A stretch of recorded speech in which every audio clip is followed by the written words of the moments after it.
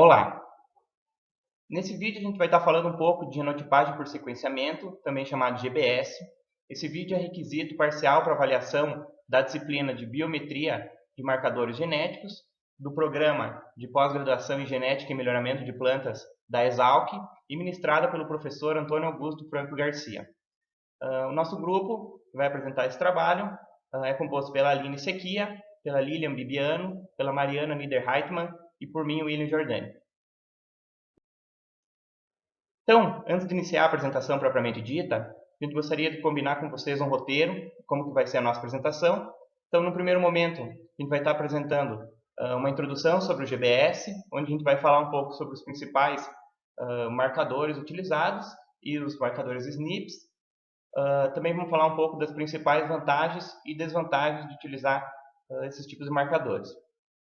Então, no segundo momento, a gente vai falar sobre a técnica de GBS, onde a gente vai apresentar as principais etapas, principalmente do ponto de vista molecular. A gente vai estar falando também sobre o sequenciamento Illumina. Aqui eu gostaria de ressaltar que, para a utilização do GBS, nem sempre necessita o sequenciamento ser realizado pela plataforma Illumina, podem ser realizados através de outros tipos de plataformas. Contudo, nesse trabalho a gente vai estar focando nessa plataforma que foi para a qual a técnica foi inicialmente desenvolvida. Num terceiro momento, a gente vai apresentar as principais ferramentas de bioinformática que podem ser utilizadas e um pouco de análise de dados. Nesse contexto, vai ser apresentado, então, como é realizada a filtragem dos dados provenientes do sequenciador e também vai ser mostrado um pouco de como é feita a imputação de dados.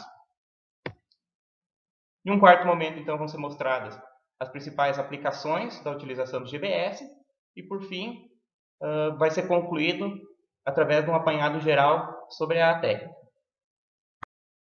Agora vamos falar um pouco sobre a técnica GBS. Então, para iniciar na técnica GBS, vamos falar um pouco sobre genotipagem. Então, em genética, é importante a gente avaliar a variabilidade do genoma existente entre indivíduos numa população. E nos últimos anos, a genotipagem ela permitiu a caracterização de genes e também o mapeamento desses. Portanto, genotipar significa determinar diferenças na constituição genética de um indivíduo, como mostrado nessa figura, que foi feita a genotipagem com marcador codominante, e assim a gente consegue determinar o genótipo do indivíduo heterozigoto, como mostrado aí na figura.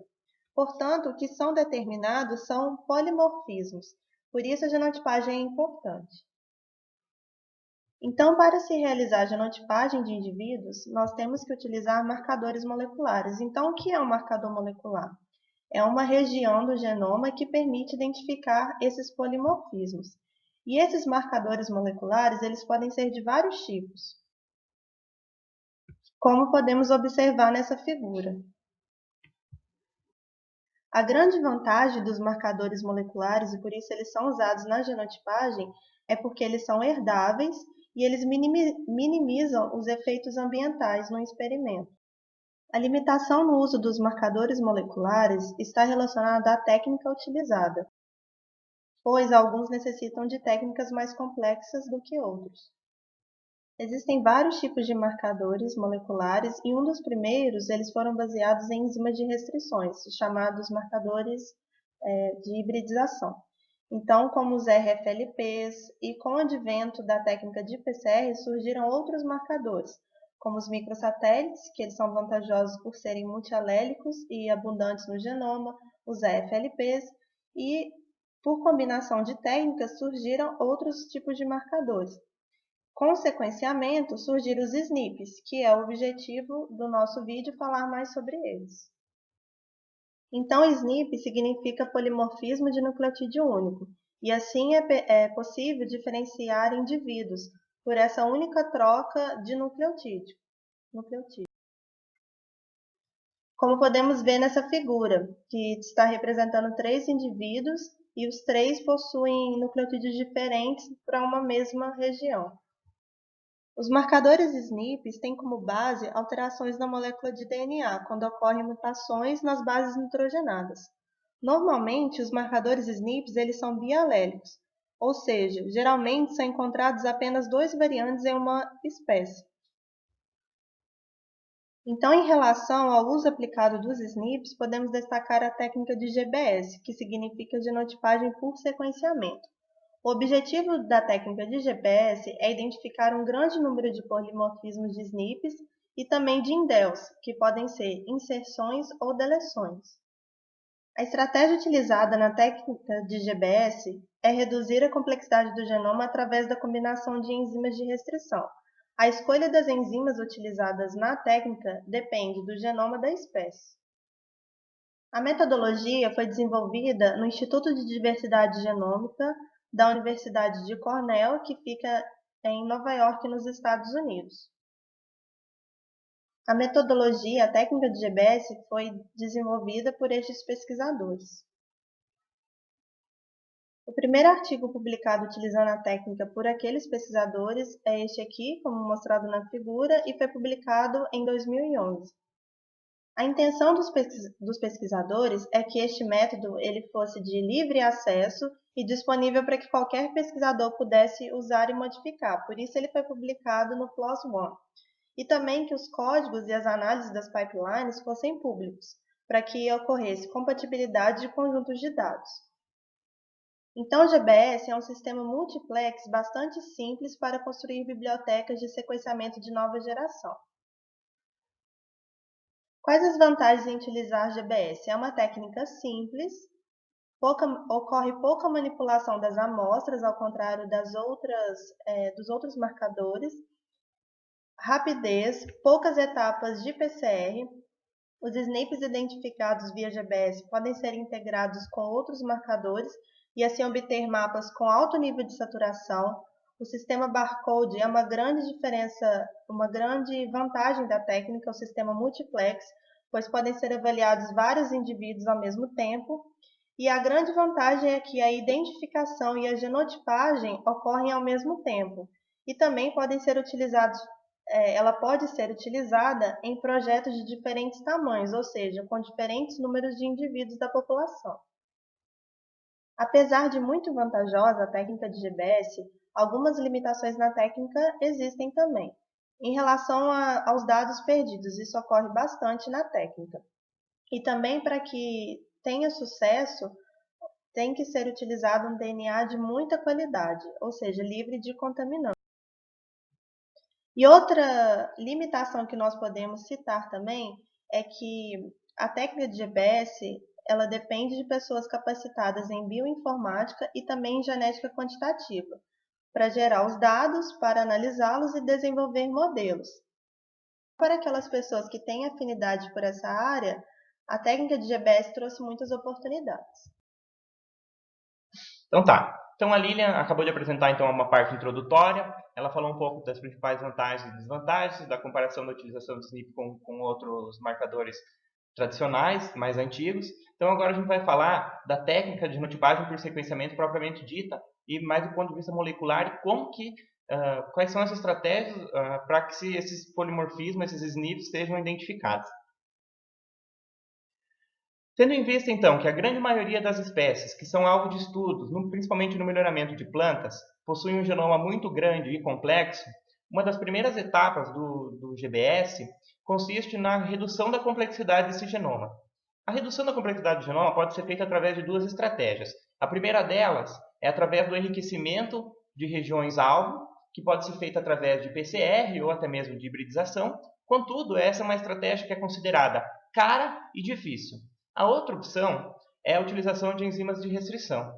A técnica de GBS, a proposta dela é através da utilização das enzimas de restrição. Isso porque elas são tecnicamente mais baratas e fáceis de se utilizar e também por permitir utilizar enzimas de restrição com sensibilidade à metilação, apresentando a vantagem de essas enzimas estarem atuando em regiões mais expressas do genoma. As enzimas utilizadas para restringir a complexidade do genoma na técnica de GBS são enzimas de cortes coesivos, ou seja, elas cortam o DNA e elas deixam remanescente uma extremidade coesiva. As principais enzimas utilizadas são essas demonstradas nesse slide, com destaque para a APK1, que é, sem dúvida, a principal enzima utilizada para a restrição dos genomas. Então, nesse slide, a gente pode perceber um exemplo onde são demonstradas duas amostras, a primeira aqui chamada de amostra 1 em laranja, a segunda chamada de amostra 2 em roxo, com vários sítios de restrições ao longo desse fragmento de DNA. Nesses sítios de restrições é onde as enzimas de restrição de cortes coesivos vão estar atuando e vão estar clivando esse genoma, e depois, mais tarde, vai ser sequenciado através das várias plataformas de sequenciamento. Aqui, só para demonstrar que às vezes pode ocorrer de uma determinada amostra perder um sítio de restrição, ou seja, por algum motivo, aquele sítio de restrição, aquela sequência necessária para que a enzima clive o DNA, foi perdida. E por isso, esse fragmento como um todo vai ser perdido para aquela amostra, não vai estar representado na genotipagem.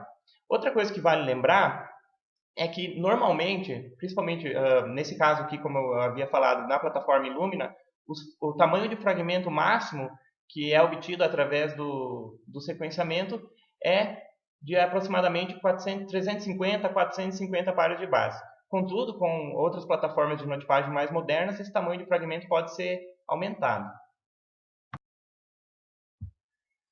Então, para que a gente possa entender, basicamente, a técnica, é importante a gente falar um pouco sobre os adaptadores. Os adaptadores, nesse caso aqui, são demonstrados dois. O primeiro chamado adaptador barcode e o segundo chamado adaptador comum. O adaptador barcode ele vai possuir uma sequência de DNA que possui uma primeira sequência que é correspondente ao primer, que vai ser utilizado mais tarde por sequenciamento. Uma outra sequência denominada barcode. Esse barcode é uma sequência de DNA que permite você identificar as amostras. É como se fosse um número do RG da amostra que você está sequenciando. Isso vai permitir com que mais tarde, quando for formado o multiplex, ou seja, que as amostras forem todas misturadas, você consiga sequenciar e voltar e saber exatamente qual amostra é aquela. Isso ocorre através do barcode, que é uma sequência de DNA que varia entre 4 a 8 pares de base.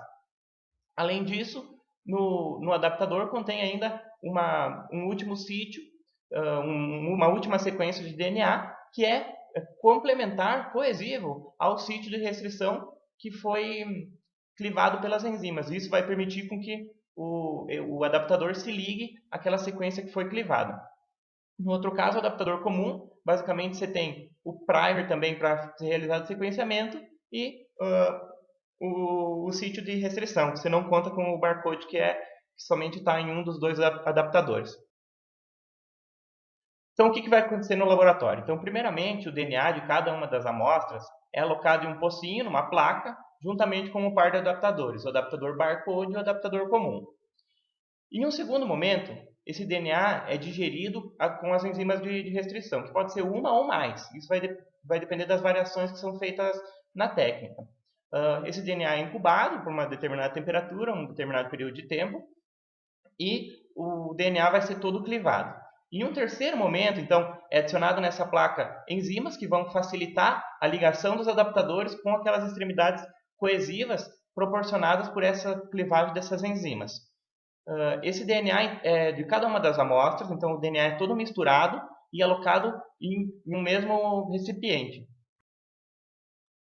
Ok. O que a gente vai ter, então, nesse recipiente, nesse tubo, onde está o multiplex das amostras? Então, a gente vai ter fragmentos de DNA de todas as amostras misturados, e esses fragmentos vão conter os adaptadores nas suas pontas, ou seja, o DNA de cada uma das amostras foi clivado, depois a gente adicionou os adaptadores nas extremidades desse fragmento, e agora o que a gente vai fazer, a próxima etapa, é uma PCR, onde são adicionados a esse multiplex de todas as amostras primers que contém a sequência do complementar aquela sequência do adaptador E também vai conter uma outra sequência, juntamente, né, vai ter a sequência DNA, e além disso contém uma outra sequência, que é uma sequência complementar aos oligonucleotídeos que vão estar presentes lá na plataforma de sequenciamento, como vai ser mostrado adiante.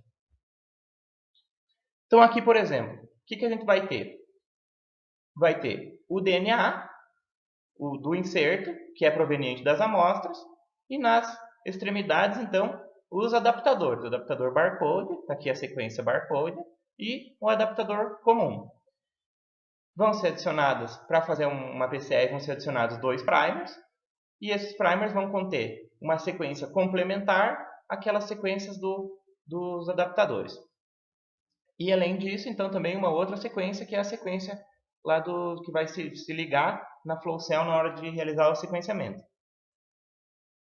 Após a reação de PCR, o que a gente vai obter vai ser uma biblioteca de GBS contendo os vários fragmentos que foram restringidos e agora foram amplificados através da PCR e estão representados aqui nessa figura, onde a gente contém o fragmento oriundo das amostras lá atrás, a sequência barcode, os 2 primers que foram alocados aqui através do adaptador e, por fim, então, a sequência complementar aos oligonucleotídeos da flow cell de sequenciamento. Então, durante todo esse processo que eu já falei até agora, podem ocorrer alguns erros. Um deles é o aparecimento de dímeros. Os dímeros, eles são ligações que acontecem entre os adaptadores, o adaptador barcode e o adaptador comum, e essas ligações se baseiam na complementariedade das sequências dos finais coesivos que esses 2 adaptadores apresentam. Então, esses adaptadores podem se ligar, formando esses dímeros, que vão ser lidos posteriormente pelo sequenciador e que, na verdade, eles não são informativos, eles não adicionam nenhuma informação para a nossa genotipagem. Então, uma estratégia para se evitar esse aparecimento de dímeros é, em um primeiro momento, ler a intensidade de fluorescência e, a partir de picos que podem ser identificados, é possível estimar o quão grande, o quão frequente está o aparecimento desses dímeros. A partir de testando diferentes concentrações dos adaptadores, é possível reduzir esse sinal de fluorescência e estimar, então, qual a melhor concentração dos adaptadores a ser adicionado, que minimiza a formação desses dímeros. Ok, então só recapitulando rapidinho o que a gente viu até agora. O DNA foi clivado pelas enzimas de restrição e foi ligado aos adaptadores. Todo o DNA de todas as amostras foi misturado no multiplex. Foi realizado, então, PCR para amplificação dos fragmentos. E o que a gente obtém é um multiplex com um pool de fragmentos de todas as amostras, que estão aqui representados. Os fragmentos contêm o inserto e as regiões que vão ser necessárias para as próximas etapas. Dentre essas regiões, a identificação do barcode que vai permitir voltar e identificar qual foi a amostra que originou aquele fragmento. Então, para começar aqui, eu vou enfatizar mais uma vez que esse aqui, agora a gente vai estar falando do sequenciamento Illumina, que é uma das plataformas de sequenciamento, mas pode ser realizado por outras plataformas. Então, vamos falar detalhadamente então, como que ocorre o sequenciamento Illumina. Então, esse pool com as amostras é alocado numa flow cell. Essa flow cell vai conter vários oligonucleotídeos que vão ser complementares àqueles que foram adicionados aos nossos fragmentos na etapa de PCR. Então, quando os fragmentos forem adicionados nessa flow cell, eles vão encontrar os oligonucleotídeos complementares a eles e vão se encaixar esses oligonucleotídeos. O que acontece, então, é que esse fragmento que se ligou ao oligonucleotídeo, ele é amplificado e vai formar, então, uma dupla fita do nosso fragmento, que vai conter o oligonucleotídeo da flow cell, a sequência do nosso fragmento e também um outro oligonucleotídeo complementar também é outro fragmento da flow cell. O que ocorre, então, é uma lavagem, onde esse fragmento é removido, e assim, posteriormente, ocorre uma dobra, esse fragmento ele se curva, e vai se encaixar outro oligonucleotídeo da flow cell, onde vai então ocorrer uma nova amplificação. Esse processo ele vai se repetir várias vezes, então a gente vai obter várias cópias do nosso fragmento, todos eles, entre aspas, presos à nossa flow cell. O que ocorre então é que esse fragmento que está ali preso à flow cell, ele vai receber um primer e vai ocorrer uma nova amplificação desse fragmento. Só que agora nessa amplificação, os nucleotídeos que vão ser adicionados, todos eles são marcados e ao adicionar cada nucleotídeo desses, vai sendo liberado uma cor diferente. E o sequenciador vai identificar cada uma dessas cores e gerar um arquivo falando que em cada posição qual é o nucleotídeo que está sendo adicionado. Então, basicamente, esse processo que ocorre na flow cell de amplificação dos fragmentos presos a um determinado local físico dentro da flow cell, ele serve para que o sinal seja amplificado e permita que o sequenciador leia esse sinal. O sequenciador vai ler uma tela parecida com essa que a gente tem aqui nessa foto. Um céu todo estrelado, onde cada estrela tem uma cor diferente e o sequenciador lê cada uma das cores que vão sendo emitidas e vão mudando dentro de um mesmo ponto específico dentro desse céu. E para cada leitura ele vai identificando qual nucleotídeo está sendo adicionado ali naquela amplificação. O que a gente espera que ocorra é que todos os fragmentos em um determinado cluster sejam amplificados de maneira simultânea, ou seja, aquilo que a gente vai chamar aqui de em fase. Cada nucleotídeo que vai entrando, ele entra junto em todos os fragmentos daquela região da flow cell. E a flow cell, nesse caso aqui, daria uma leitura de uma timina, daria um T no sequenciador. Contudo, também pode ocorrer dessa amplificação ser fora de fase. Como demonstrado aqui nessa figura, os nucleotídeos que estão sendo adicionados em cada um dos fragmentos não estão sendo adicionados em ordem. Isso é um problema e a flow cell vai dar um N no resultado final. Isso pode ser um problema, principalmente para a plataforma Illumina, só que esse problema é menor, como eu vou mostrar adiante, quando é feito o GBS. Então, na plataforma Illumina, o que acontece? Ocorrem dois reads, ou seja, duas amplificações diferentes que geram dois arquivos diferentes. A primeira ocorre do primeiro primer, e que vai ler o primeiro primer mais o inserto do DNA, isso vai gerar um arquivo, e a segunda vai correr a partir do segundo primer e vai ler o barcode, isso vai gerar outro arquivo. Como que a plataforma Illumina identifica que esses dois arquivos são complementares? Ela identifica que esses dois arquivos são complementares, fazem parte do mesmo fragmento, através da posição física desses fragmentos dentro da flow cell.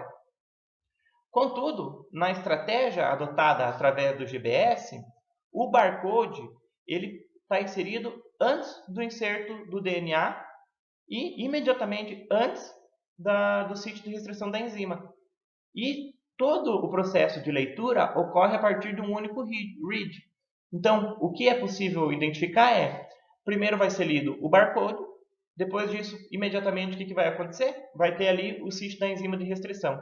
E, depois disso, vai ter o inserto. Então, é possível, mais ou menos, que predizer o que está sendo lido em cada um dos momentos.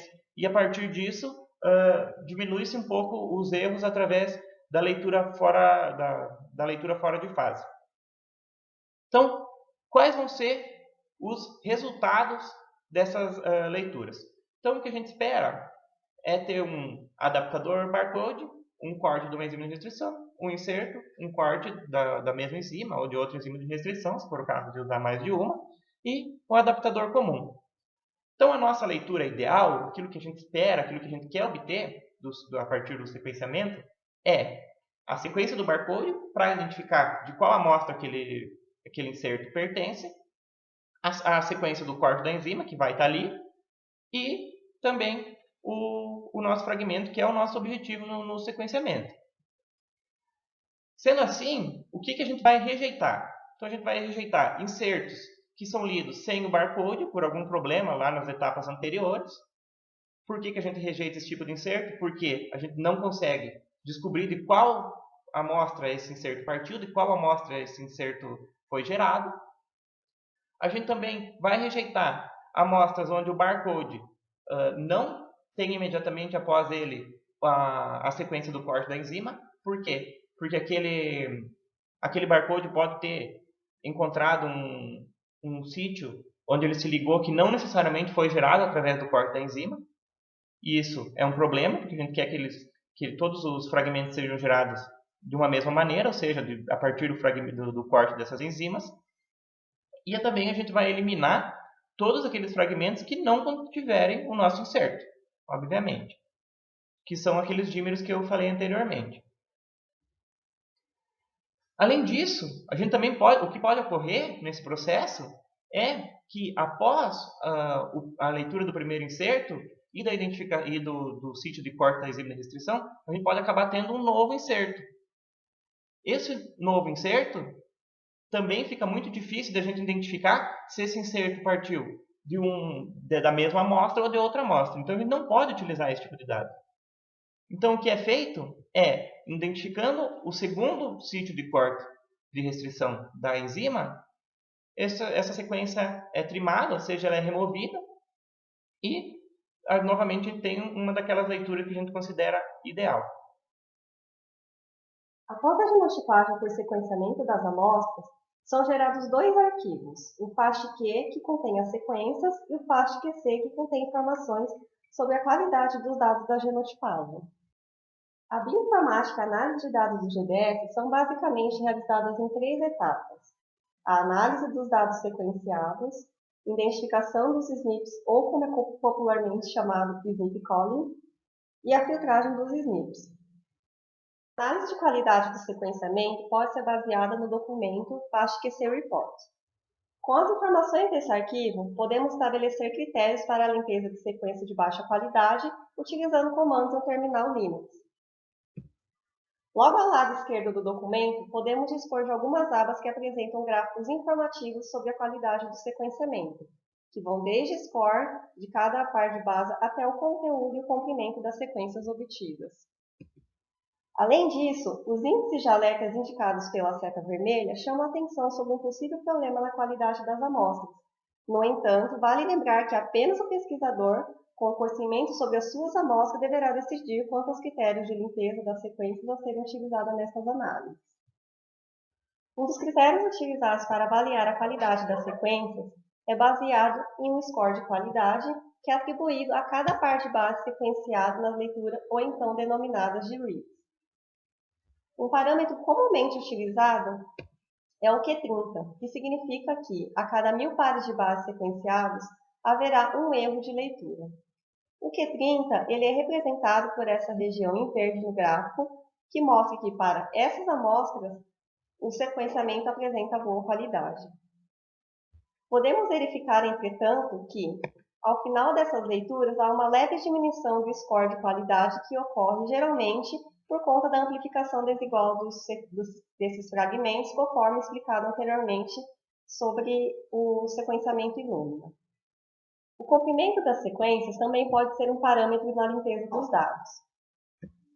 Neste gráfico, podemos verificar o comprimento médio dessas sequências, que estão variando entre 99 e 101 e apresentam média de 100. Outro parâmetro de limpeza dos dados é a eliminação de sequências provenientes dos adaptadores, utilizando o comando cutAdapt. Neste gráfico, podemos identificar o adaptador utilizado no sequenciamento e, com isso, descobrir sua sequência para inserir no comando. Outro parâmetro a ser avaliado é o conteúdo de keyers. Esses keyers são pequenas sequências de nucleotídeos geralmente presentes no início dessas leituras. que podem nos remeter à sequência do adaptador utilizado no início dessas leituras. Portanto, no geral, a limpeza dos dados em um terminal Linux normalmente filtra as sequências pela qualidade utilizando o parâmetro Q30, pelo comprimento das sequências evitando que sejam muito pequenas e a remoção dos adaptadores utilizando o comando cutAdapt com a sequência dos adaptadores que podem ser encontrados na internet. Após a limpeza dos dados, a rotina de identificação dos SNPs ou SNP calling implica na ordenação dos fragmentos de acordo com os barcodes que representam as amostras individualizadas. Após a integração dessas sequências, estas passam por uma nova etapa de filtragem, para que, então, esses fragmentos da sequência de interesse, ou então denominadas de tags, sejam alinhados ao genoma de referência da espécie para a determinação da posição e do cromossomo do qual foi sequenciado. Com o alinhamento das tags ao genoma de referência, podemos identificar a presença dos polimorfismos na comparação entre os indivíduos genotipados. Como podemos observar abaixo, em que parte dos indivíduos apresentam o nucleotídeo citosina e outros apresentam o nucleotídeo adenina na mesma posição, determina o polimorfismo presente entre as amostras, ou seja, identificando os SNPs. O programa que realiza essas etapas para a identificação dos SNPs é o TASSO-GBS. Este programa funciona por meio de uma pipeline baseada em plugins. Os comandos e a função de cada um desses plugins estão disponíveis no link acima e também na descrição desse vídeo. Dessa forma, assim que as amostras filtradas na limpeza dos dados são obtidas, o arquivo que contém essas sequências é utilizado no comando gbs-tag-db-plugin para a ordenação das sequências de acordo com os barcodes para identificação das tags e das amostras. Posteriormente, o comando tag-export to fastq-plugin exporta essas sequências do formato .sam para um alinhador externo, como o Bowtie e o BWA. As informações do sequenciamento são processadas pelo comando sancho-gbs-db-plugin para identificar a posição do genoma de referência em que elas foram sequenciadas. O Discover SNP GBS-db-plugin utiliza a base de dados do GBS-V2 para identificar SNPs a partir do alinhamento das tags, em que tags alinhadas em um mesmo local são alinhadas umas às outras para a identificação desses SNPs. Finalmente, o Production SNP Color V2 converte esses dados para o genótipo a um arquivo VCF para a visualização dos polimorfismos identificados. Esses dois últimos plugins serão melhor descritos nas etapas de filtragem. O VCF gerado pelo plugin Production SNP Color Plugin V2 é um documento que dispõe de diversas abas com informações sobre a genotipagem, como a frequência de alelos, heterozigose, os genótipos, entre outros. Aqui, na aba de exposição dos genótipos, podemos verificar cada indivíduo, a posição do SNP identificado e o genótipo de cada um. Nessa imagem, particularmente, os genótipos estão apresentados de acordo com a frequência dos alelos, mas também podem ser representados por outros parâmetros, como a profundidade e cobertura. Para a visualização dos genótipos no IGV, os arquivos .sam obtidos devem ser processados pelo comando do SAMTools para verificar visualmente a disposição dos SNPs no genoma. Nessa imagem retirada do IGV, podemos observar a disposição do genoma de referência, a identificação dos genótipos da comparação entre indivíduos e também a proporção dos alelos identificados representados na fração colorida nessa faixa acima. O destaque em vermelho mostra a disposição dos SNPs identificados e como são representados na visualização do IGV. Como citado anteriormente, os dados de GBS podem apresentar grande quantidade de erros de leitura e sequenciamento. Dessa forma, a filtragem dos SNPs é uma etapa muito importante para impedir que erros sejam implementados nas suas pesquisas quando aplicados. Assim, com o comando do plugin SNP Quality Profiler Plugin, são geradas tabelas com análises descritivas sobre os lotes polimórficos encontrados. Essas tabelas devem ser exportadas ao R para determinar os critérios de filtragem baseada nas estatísticas descritivas. Definidos os critérios de filtragem, esses SNPs podem ser filtrados em comandos no próprio R e aplicados ao arquivo da genotipagem, Posteriormente, devem ser transferidos novamente ao servidor para atualizar os dados da genotipagem com o comando do update snip position palette plugin para então produzir novamente o arquivo VCF com os snips filtrados utilizando o plugin Production Snip Caller Plugin V2. Um dos critérios utilizados na filtragem dos snips é baseado na representatividade de cada snip para tentar conter a quantidade de dados perdidos. Neste gráfico gerado na análise descritiva do R, podemos verificar que a grande maioria dos snips é representada por menos de 50 indivíduos. Portanto, um bom valor para a filtragem neste caso poderia ser snips representados por pelo menos 50 indivíduos. Um outro critério importante é a profundidade de cobertura, a qual representa a quantidade de vezes que o determinado fragmento foi amplificado e sequenciado. Normalmente, a genotipagem de muitas amostras conjuntamente acaba por diminuir a profundidade de cobertura por amostra. Essa baixa profundidade de cobertura também pode ser um problema na identificação dos SNPs e aumentar a probabilidade de erros. Por exemplo, neste gráfico de distribuição dos SNPs em relação à sua profundidade de cobertura, nota-se que a maior parte deles apresenta cobertura igual ou menor que 2. Desse modo, torna-se difícil o critério de filtragem, pois como ele se concentra no início do gráfico, se utilizarmos um critério muito rigoroso, poucos SNPs continuariam na análise. Outro critério muito utilizado é a frequência do menor alelo, ou então denominada de MAF, que é geralmente aplicada para filtrar os alelos raros, que muito provavelmente são, na verdade, erros de sequenciamento. No entanto, se há conhecimento sobre a origem genética dos indivíduos genotipados, esses critérios podem ser, então, pré-estabelecidos. Por exemplo, na figura representada por uma população de rios, espera-se que a frequência de cada alelo para cada marca seja igual a meio. Portanto, como critério de filtragem, podemos estabelecer uma MAF maior que 0,3. O coeficiente de endogamia também pode ser utilizado quando se conhece os genótipos em análise. Como no exemplo anterior, em uma população de rios, espera-se que o coeficiente de endogamia seja próximo de 1 para todos os lotes. Portanto, como critério de filtragem, podemos estabelecer um coeficiente de endogamia maior que 0,8.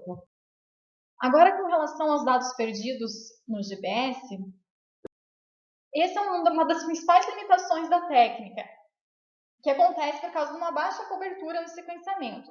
E esses dados perdidos podem acontecer pelos fatores da amostragem ou biológico.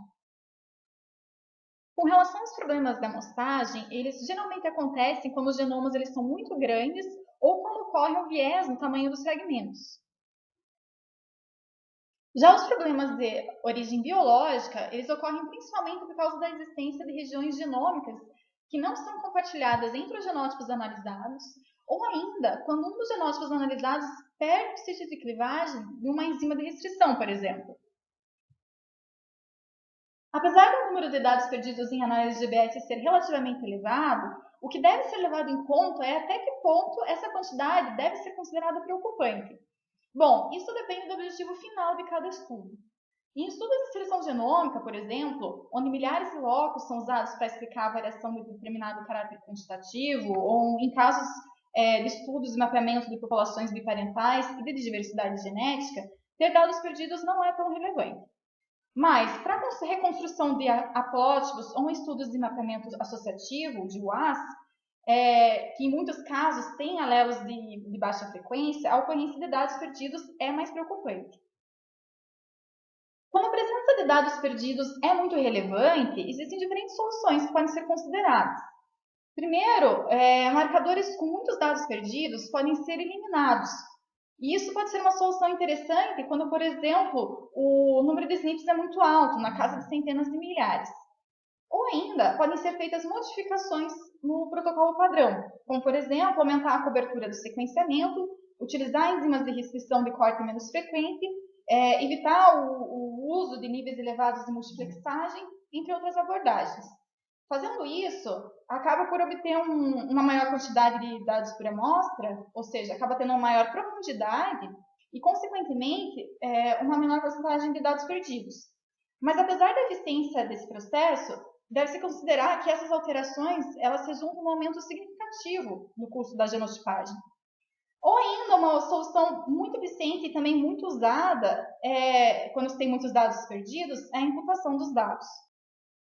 A imputação dos dados é a inferência e substituição dos dados perdidos por estimativas plausíveis, ou seja, valores são incluídos, imputados no lugar desses dados perdidos, com o objetivo de completar o banco de dados e facilitar a análise com dados mais complexos. É uma forma de aumentar o poder de análise com um baixo custo. As primeiras técnicas de imputação envolviam métodos relativamente simples, como a substituição dos dados perdidos pela média ou pela mediana da variável, por exemplo, mas atualmente existem diversos algoritmos que agrupam informações entre os indivíduos e substituem os dados por estimativas mais acuradas. Esses algoritmos diferem em alguns detalhes entre eles, mas basicamente todos agrupam informações entre indivíduos em uma amostra de estudo ou no painel de referência para estimar as frequências de haplótipos a partir dos dados e assim ele acaba incluindo os genótipos que estão faltando. Esses algoritmos usam métodos de imputação que podem ser basicamente divididos em dois tipos de abordagem, que dependem do tipo de informação que é utilizada, usando dados de pedigree, ou de parentesco, e de ligação, ou usando informação de desequilíbrio de ligação. Quando são usados dados de pedigree, alguns algoritmos comuns são o phasebook, o chronophase, finput, findHap e o alphainput. Já quando se usam dados de desequilíbrio de ligação, alguns exemplos de algoritmos são o fastphase, o beagle e o input. Já com relação à acurácia do processo de imputação, ela depende de diversos fatores, como o número e a distribuição dos marcadores do painel de genotipagem, sendo que quanto menor esse número, menor a tendência de ter dados perdidos, o número de indivíduos genotipados e o grau de parentesco com os indivíduos a serem imputados, a frequência alélica e também do desequilíbrio de ligação entre os indivíduos genotipados e imputados. Nessas figuras, nós podemos ver um conjunto de dados no software Tessel, em que à esquerda se tem uma grande quantidade de dados perdidos, com as letras N, e à direita se tem um conjunto de dados que sofreram a imputação e não apresentam nenhum N, ou seja, todos os nucleotídeos e os INIPs estimados estão inclusos. Agora, mudando um pouco de assunto, nós vamos falar sobre as aplicações do GBS na genética e melhoramento de plantas. Existem várias aplicações e a gente vai dar um enfoque maior na aplicação de seleção genômica ampla, em diversidade genética e em mapeamento genético. Na área do melhoramento, o GBS atua como uma ferramenta muito eficiente de genotipagem com a aplicação da seleção genômica ampla, justamente por ela atender os objetivos desse método com baixo custo, de forma rápida, flexível e capaz de genotipar grandes populações de plantas que são candidatas à seleção no melhoramento antes mesmo de ser feita a fenotipagem. A seleção genômica foi proposta em 2001 por Mewisen e colaboradores com uma abordagem para capturar todo o efeito dos locos em modelos de predição genômica, utilizando marcadores moleculares que cobrem todo o genoma. Com isso, os melhoristas são capazes de predizer o desempenho de populações experimentais em gerações precoces e propor cruzamentos e seleções baseados em modelos preditivos. Essa predição de valores genéticos, que são determinados por dados e marcadores fornecidos pela técnica de GMS, elas promovem ganhos importantes em programas de melhoramento de plantas. Um bom exemplo do uso do GBS na seleção genômica foi demonstrado por Poland e colaboradores nesse artigo, em que eles demonstraram a grande adequação do uso de marcadores de SNPs obtidos por GBS no desenvolvimento de modelos de seleção genômica no trigo, que é uma espécie de genoma complexo por ser aloexaplóide. E eles mostraram uma alta acurácia preditiva para a produtividade e outras características agronômicas que são aplicáveis no melhoramento dessa cultura. E além disso, os marcadores de GBS também mostraram ser significativamente melhores que um conjunto de marcadores baseados na hibridização que havia sido usado previamente. A grande vantagem em trabalhos como esse são as implicações práticas no melhoramento, sendo que um dos maiores atrativos é o baixo custo por amostra, para gerar centenas de milhares de marcadores moleculares. O GBS ele também é muito útil na exploração da diversidade genética com base em genomas inteiros e tem sido usado como abordagem genômica muito eficiente. Nesse sentido, o uso do GBS em estudos de diversidade genética é aplicável para uma enorme quantidade de espécies, inclusive espécies não modelos e em populações de bancos de germoplasma. A técnica, além do fato de ser barata e rápida, ela não demanda um genoma de referência para a descoberta de SNPs, e ainda por cima é um processo simultâneo de descoberta de marcadores e genotipagem. E tudo isso faz do GBS ser uma excelente alternativa para análise de diversidade genética em plantas que não têm marcadores informativos disponíveis. Ela é considerada ainda mais atraente na exploração de diversidade genética de plantas que são conservadas ex situ, ou seja, fora do ambiente de origem, já que existem milhões de acessos de diversas espécies não modelos que são conservadas ao redor do mundo, sendo que a grande parte desses acessos tem genomas complexos e ainda não sequenciados. Apesar do GBS ser útil mesmo em situações onde não se tem um genoma de referência, a ausência desse tipo de informação tem limitado estudos em espécies ainda não sequenciadas. Então, é necessário que pipelines bioinformáticas sejam modificadas no sentido de gerar ferramentas para serem usadas como referência na descoberta de SNPs e genotipagem desse tipo de espécie. Uma terceira aplicação muito importante do GBS na genética e melhoramento de plantas é a realização de mapas genéticos.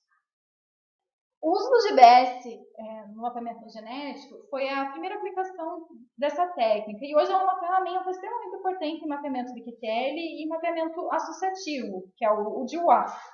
No mapeamento de QTL são utilizadas populações segregantes, geralmente derivadas de linhagens, tal como a população F2 ou os rios, e elas são mapeadas quanto à presença de locos altamente relacionados a uma característica de interesse. Já no mapeamento associativo, os marcadores genéticos são correlacionados com fenótipos em uma coleção de germoplasma e podem ser utilizadas qualquer população de interesse se baseando no desequilíbrio de ligação. E além disso, os SNPs que são identificados nas análises de GBS podem ser combinados com outros tipos de marcadores para obter mapas com melhor nível de saturação. Bom, como conclusões da utilização da técnica de GBS, o primeiro ponto que vale a pena ser destacado é que, graças aos rápidos avanços no sequenciamento de nova geração, a técnica de GBS tem se mostrado uma tecnologia extremamente eficaz em genética, genômica e melhoramento de plantas. O custo de sequenciamento tem diminuído drasticamente nos últimos anos, como podemos ver aqui pela linha verde do gráfico, comparado com o que teria acontecido caso não tivesse surgido essas novas tecnologias. E isso tem melhorado muito a forma como os genomas são sequenciados e como os polimorfismos são identificados. Como conclusão, nós podemos observar que um dos principais atrativos da técnica de genotipagem por sequenciamento é a ampla cobertura do genoma que ela proporciona, com um custo baixo comparado a outros marcadores. É uma técnica que pode ser utilizada em espécies que tenham ou não um genoma de referência, permitindo que seja aplicada não só em plantas sequenciadas, mas em um número enorme de outras espécies, sejam essas espécies animais, no ser humano, em micro-organismos, por exemplo. O GBS ainda pode ser integrado com outros marcadores moleculares, melhorando a eficiência da técnica. E a última das conclusões é que essa técnica exige um bom conhecimento de bioinformática. E a princípio ela pode ser vista como um ponto negativo, mas o estudo e a aplicação dessa técnica é uma oportunidade para aquelas pessoas que pretendem se especializar nessa área, já que ela tem muita demanda no mercado de trabalho.